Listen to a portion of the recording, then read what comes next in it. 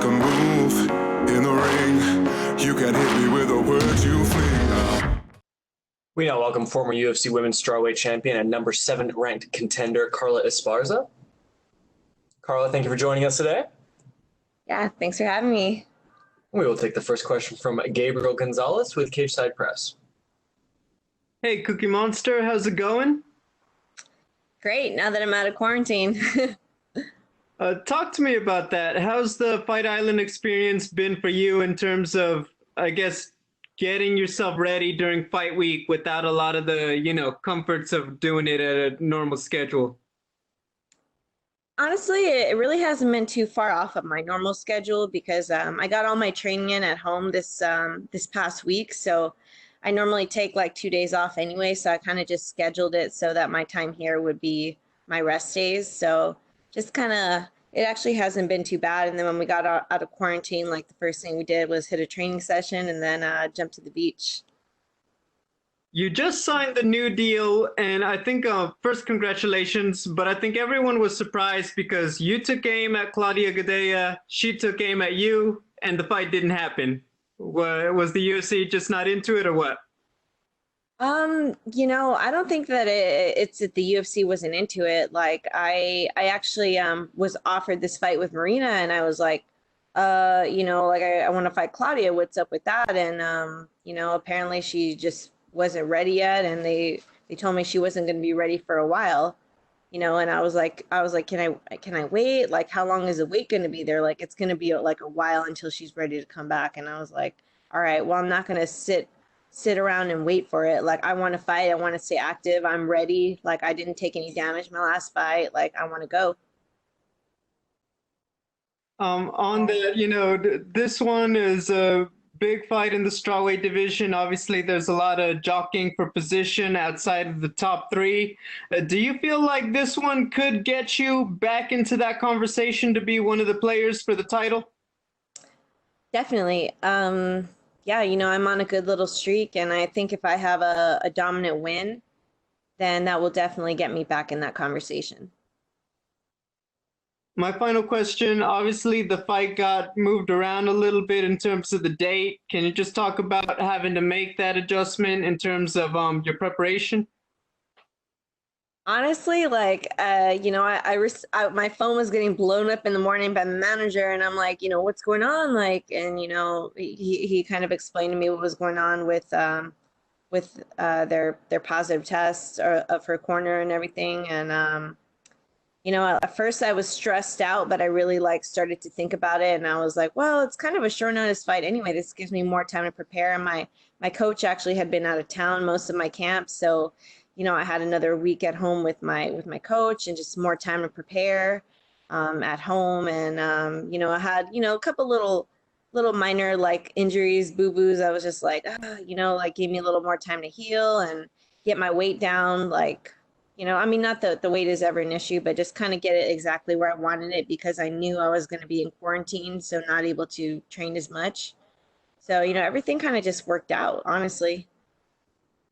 Thank you, Carla. Thank you. We'll take the next set of questions from Gabriel Pangalangan with Dojo Drifter. Hello from the Philippines, Carla. How you doing? Hey, how's it going? I'm great. All right. So looking at their opponent's skill set, what part of her arsenal do you think you have to watch out for the most? I mean, honestly, I think probably her most dangerous part of her arsenal is her clinch game. Like her knees and her elbows are super sharp. She has a really nice clinch. She's been able to kind of frustrate a lot of people in that position. And when it comes to your game plan, how do you see, when you visualize this victory, how do you see yourself winning this weekend? I've been working on all parts of my game, but I feel like I've been, my submissions have been really nice lately. I've been pretty smooth. So, I've been working on a certain one of them, and I'd love to have my hand raised with one of those. Yeah, and actually your opponent is undefeated, so you could actually give her that first loss of her career. Yeah, definitely. It won't be my first time breaking someone's streak. So, always I go in there to win, you know? Yes, and I was actually curious because fight weeks can get pretty hectic with open workouts and the media scrums. Do you prefer this, a more low-key fight week? I mean, yeah, it is nice just being able to kind of like chill and focus and you know, like all the stuff during fight week is great because, you know, it's just part of the process, but it is nice to just be able to like focus on the fight. It kind of takes me back to my wrestling days, like back in the day, you know, you just showed up, you stepped on the scale, you stepped off, and then time to wrestle. You know, it's just complete focus on what was in front of you. So it is kind of cool, you know, but yeah, I mean, either way, I'm ready to fight because even though we didn't have all the media stuff, I mean, there was a lot of other like, you know, kind of stuff in the way, like the quarantines and testings and this and that, you know. Yeah, and lastly for me, we saw on your social media that you actually visited the Philippines. Do you think the Philippines would make a nice location for another Fight Island event in the future? Oh my God, heck yeah. Like the Philippines is so amazing. One of my favorite destinations on the planet. It's so beautiful and like I think it would be great for a Fight Island event because, you know, like it's, you know, most people speak English out there. Like it's beautiful, the weather's great. Like I don't really think you can go wrong with the Philippines. And, you know, if there is one in the Philippines, count me in. Well, we definitely hope for that and would look forward to that. Best of luck this weekend, Carla. Thank you. Thank you. And we will take our next set of questions from Kamel Abdul Rahman from Sama Al Ain TV. You. I'm great. First of all, welcome to Abu Dhabi. So nice to have you here. Just wanted to ask you, is there anything special you did to prepare for the fight? You know, with the whole mystery of the fight island, the time difference, the jet lag.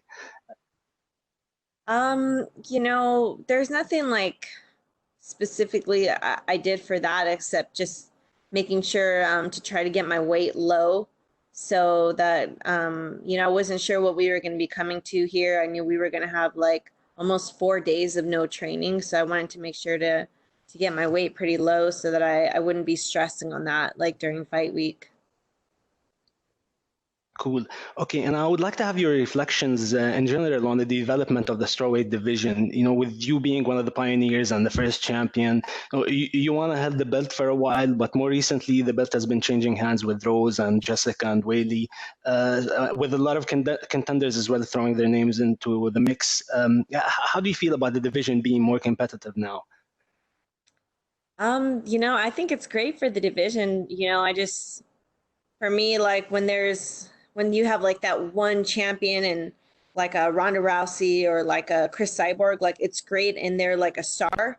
But for me, having like the, you know, a few champions and you don't know who's gonna win, like it just makes a whole division and all the matchups more exciting. And I think that's what's made the strawweight division the most exciting of the women's divisions in the UFC.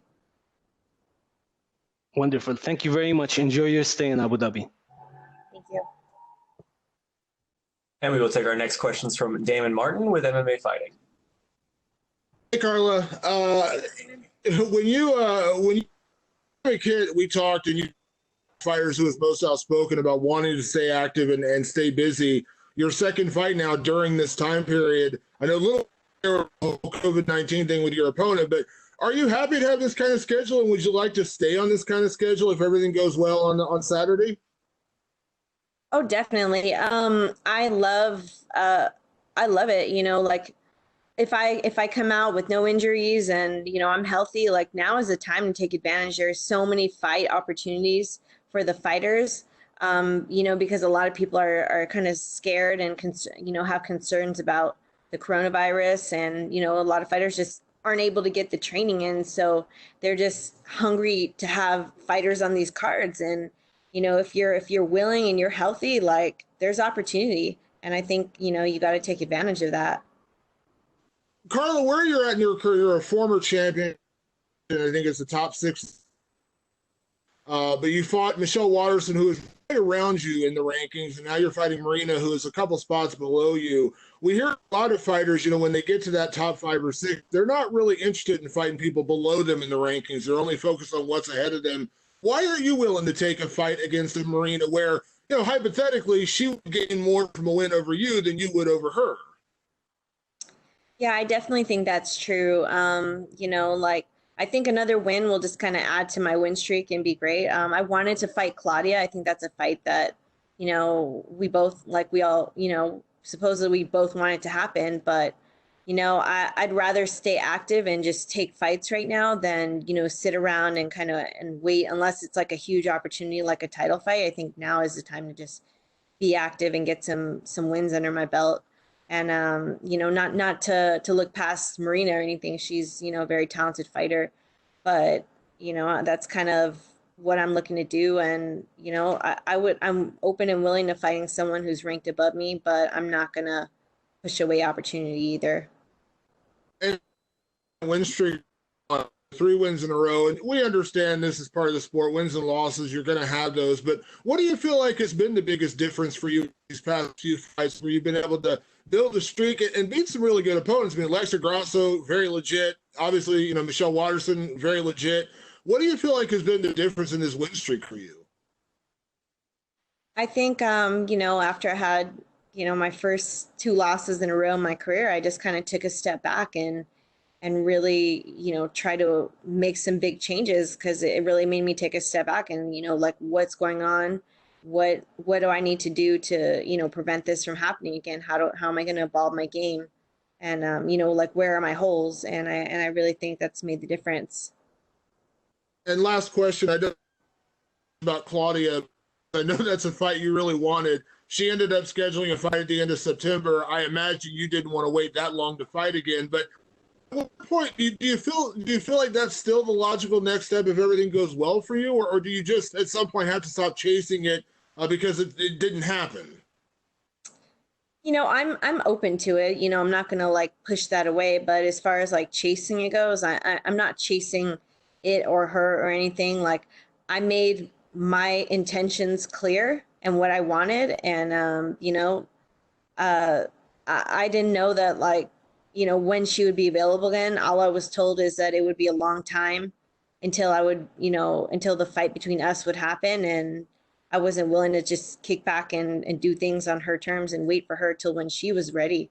So, if it happens again, I welcome it. I've been asking for that fight, for a bit. So, whatever happens, happens. Thanks, Carla. Thank you. Thank you, Carla. It looks like all the questions we had for you. We really appreciate the time. Cool. Thanks so much. Hey guys, Sasha Platnikoff here, letting you know to tune in to SCMP Post Fight for all your weekly martial arts news.